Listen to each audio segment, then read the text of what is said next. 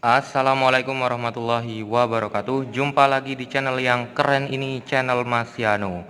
Oke adik-adik, pembahasan soal kali ini adalah sifat koligatif larutan. Sekui disimak baik-baik pembahasan soal kali ini mengenai sifat koligatif larutan. Oke, di sini Mas Yano sudah membuat 3 soal.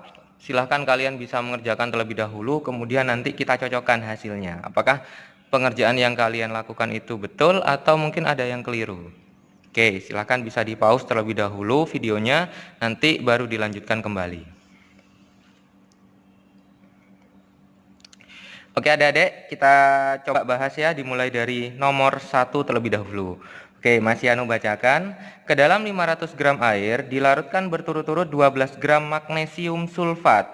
Jika MR-nya adalah 120 dan 6 gram urea, MR-nya 60. Jika KB air adalah 0,5 derajat Celcius per molal, maka larutan hasil campuran akan mendidih pada suhu berapa? Oke, kita lihat di sini, diketahui bahwa di sini ada yang namanya 15 gram air. Berarti ini adalah gram pelarutnya, adik-adik. 15 gram air ini adalah gram pelarutnya, adik-adik. Dilarutkan berturut-turut 12 gram magnesium sulfat. Ada 12 gram magnesium sulfat, MR-nya 120 dan 6 gram urea. KB air adalah 0,5. Maka larutan hasil campuran akan mendidih pada suhu berapa? Nah, adik-adik, jika adik-adik menemukan soal seperti ini, kita coba mengerjakan terlebih dahulu berapa molalitas yang dimiliki oleh magnesium sulfat dan berapa molalitas yang dimiliki oleh urea. Oke, Mas Yano coba di sini tuliskan ada molalitas, rumusnya adalah M untuk magnesium sulfat terlebih dahulu ya adik-adik, MgSO4 sama dengan gram per mr dikali 1000 per gram pelarut. Oke, kita lihat di sini magnesium sulfatnya adalah 12 gram. MR-nya berapa adik-adik? 120. Oke, 120 dikali 1000 per gram pelarutnya 500. Oke, sama dengan berapa adik-adik? 12 dengan 12 bisa dicoret ya. 1000 dibagi 500 hasilnya adalah 2 adik-adik. Berarti 2 per 10. 2 per 10 sama kayak 0,2. Oke. Nah, sekarang setelah kamu menentukan molalitas MgSO4, sekarang kita coba hitung molalitas urea. Rumusnya sama adik-adik, gram per mr dikali 1000 per gram pelarut. Masanya urea 6 gram per mr-nya 60 dikali 1000 per gram pelarutnya 500 adik-adik. Sama dengan, oke, 6 dengan 60 bisa kita coret 6-nya. 1000 bagi 500 hasilnya adalah 2 adik-adik. Berarti sama dengan yang di atas, 2 per 10. Hasilnya adalah 0,2. Oke, nah sekarang adik-adik, bagaimana kita menentukan titik didih dari campuran larutan tersebut? Caranya yang pertama kita harus menentukan terlebih dahulu berapa delta TB-nya. Delta TB. Delta TB rumusnya adalah M kali KB. Oke.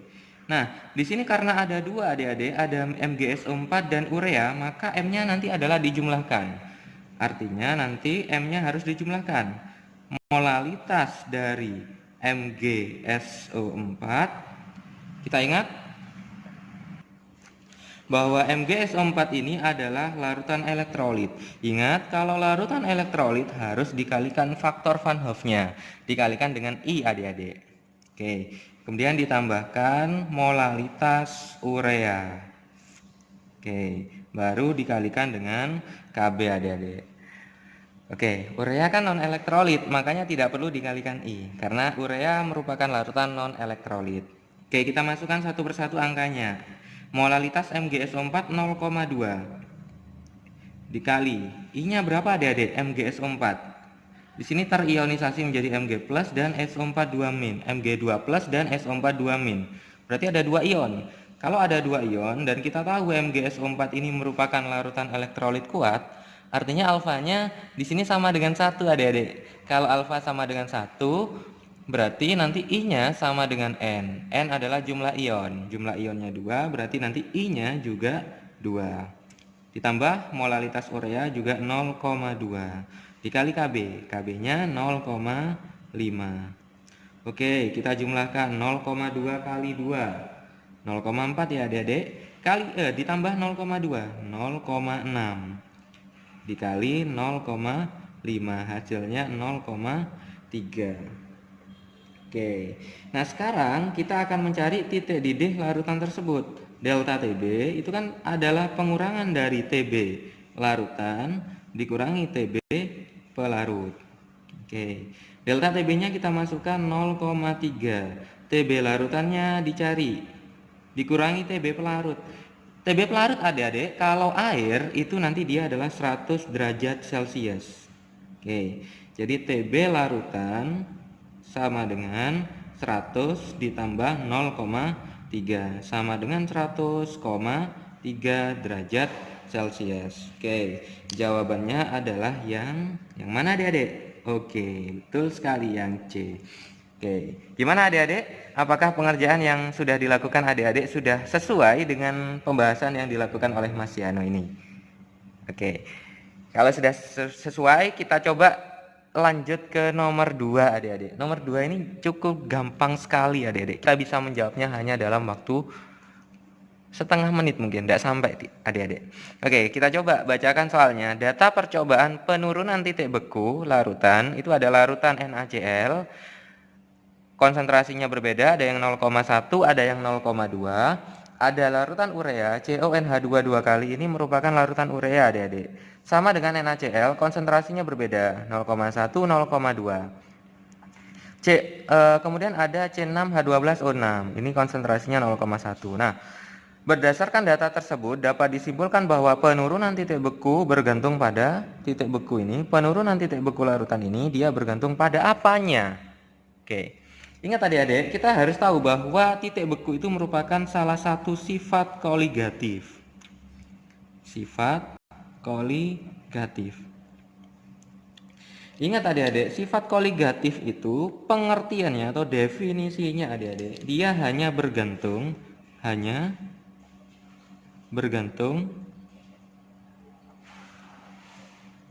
jumlah terlarut, zat terlarut.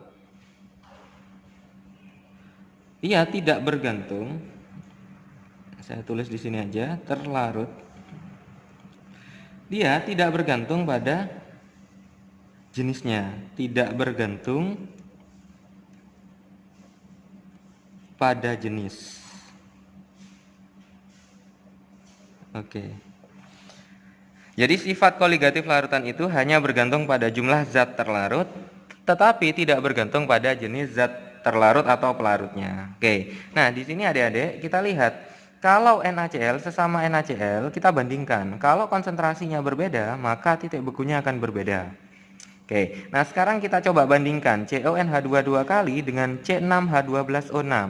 Dengan konsentrasi yang sama, maka dihasilkan titik beku yang sama. Loh Mas, ini konsentrasinya sama, tetapi kok ini berbeda antara NaCl dengan CONH2 dua kali.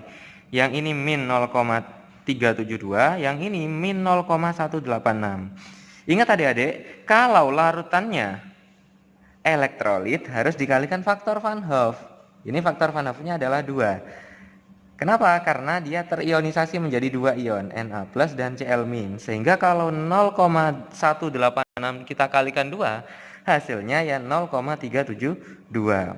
Sehingga sifat koligatif larutan itu hanya bergantung pada jumlah zat terlarut, tidak bergantung pada jenisnya. Jadi tidak bergantung pada jenis-jenis zat terlarutnya, hanya bergantung pada jumlah zat terlarut.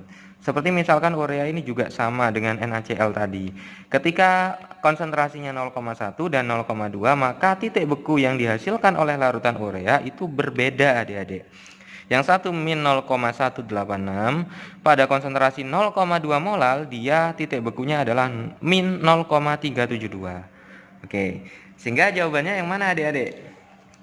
Nah ini A, B, C, D itu jenis semua. Yang E adalah jumlah partikel zat terlarut. Jawabannya adalah yang gampang sekali adik-adik. Oke, nah sekarang kita lanjut di nomor 3. Jadi nomor 2 ini hanya berbicara tentang konsep adik-adik, konsep sifat koligatif larutan.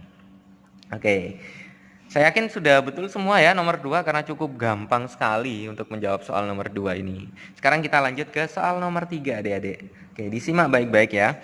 Agar 500 gram air tidak membeku pada suhu min 5,4 derajat Celcius. Ada 500 gram ini adalah gram pelarut. Yang ini min 5,4 derajat Celcius ini merupakan titik beku larutannya. Maka paling sedikit ditambahkan NaCl sebanyak berapa? Nah adik-adik, kita tahu bahwa ada massa atom relatif Na23, Cl-nya adalah 35,5. Artinya Mr dari NaCl sama dengan Na-nya 1, Cl-nya 1. Tinggal ditambahkan adik-adik berapa? 23 ditambah 35,5, 58,5. Oke.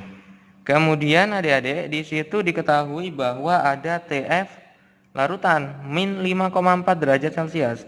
Artinya delta TF-nya adalah tinggal kita balik aja dari min jadi plus 5,4 derajat Celcius. Kenapa? Karena titik beku pelarut air itu adalah 0 derajat Celcius. Jadi tinggal membalik saja. Kalau titik bekunya adalah min 5,4, artinya delta TF-nya adalah 5,4 plus positif. Nah, sekarang kita akan mencari berapa masanya. Yang dicari adalah masanya. Massa dari NaCl ini. Oke. Caranya bagaimana adik-adik? Ya kita menggunakan rumus delta TF. Delta TF rumusnya adalah M kali KF. NaCl larutannya adalah larutan elektrolit. Ingat harus dikalikan dengan faktor Van Hoff I. Oke, M-nya kita jabarkan jadi gram per mR dikali 1000 per gram pelarut dikali KF dikalikan I. Masanya berapa adik-adik? Masanya oke, kita cari. Delta TF-nya 5,4. Ini 5,4. MR-nya kita masukkan 58,5 adik-adik. Kemudian dikali 1000 per gram pelarutnya 500 dikali KF 1,8 kali I adik-adik. NaCl terionisasi menjadi berapa ion adik-adik? Ayo, berapa ion adik-adik? Oke, betul sekali. Dia terionisasi menjadi Na plus dan Cl min, sehingga ada 2 ion. I-nya adalah 2. Oke. Nah, kita coret yang kira-kira bisa disederhanakan. 1000 bagi 500 itu 2. Kemudian ada 5,4 dengan 1,8 adik-adik. Ini 3 ya. Oke, 3. Sehingga masanya adalah 3 dikali 58,5 dibagi 2 kali 2. Sehingga hasilnya berapa adik-adik? 3 kali 58,5 dibagi 4. Oke, hasilnya adalah 43,875 atau 43,9. Oke, jawabannya adalah 43,9 gram. Jawabannya adalah yang do. Oke adik-adik, 3 soal saya kira sudah cukup. Semoga adik-adik bisa menjawab soal-soal sifat koligatif larutan yang lain. Oke, ditunggu video-video Kak Siano atau Mas Siano yang lain. Semoga video ini bisa bermanfaat untuk adik-adik. Mas Siano akhiri. Wassalamualaikum warahmatullahi wabarakatuh.